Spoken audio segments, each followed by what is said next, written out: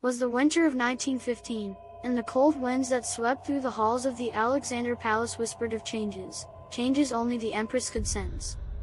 The hem of Alexander's gown brushed against the stone floor as she hurried through the corridors, her thoughts drawn to the man who had so suddenly become the family's shadow. Grigory Rasputin had arrived unannounced, a beacon of hope in their time of despair, performing what seemed to be miracles on the Tsarevich Alexei. But for Maria, there was always something unsettling about Rasputin. His eyes, those deep, impenetrable eyes, seemed to bore through her, as if they knew secrets too dark to speak of. He had become too familiar, too quickly, and though her mother spoke of him as their savior, Maria couldn't shake the cold feeling that followed in his wake. Chapter 1, The Gifts of Darkness 1917.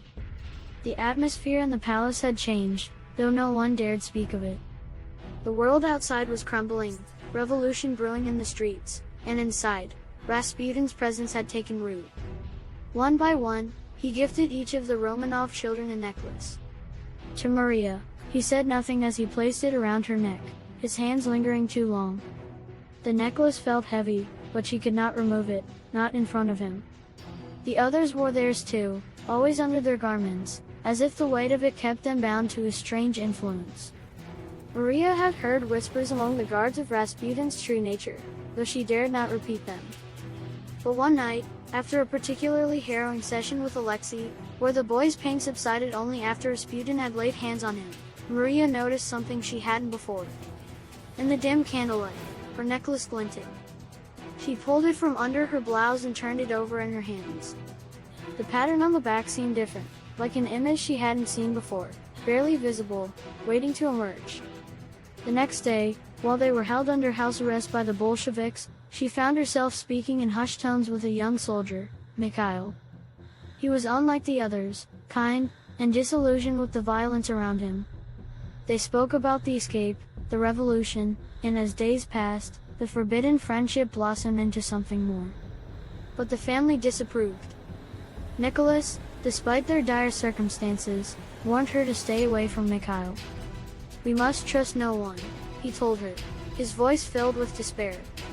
But Maria knew there was little left to trust, not in Rasputin, and not in the walls that kept them prisoner.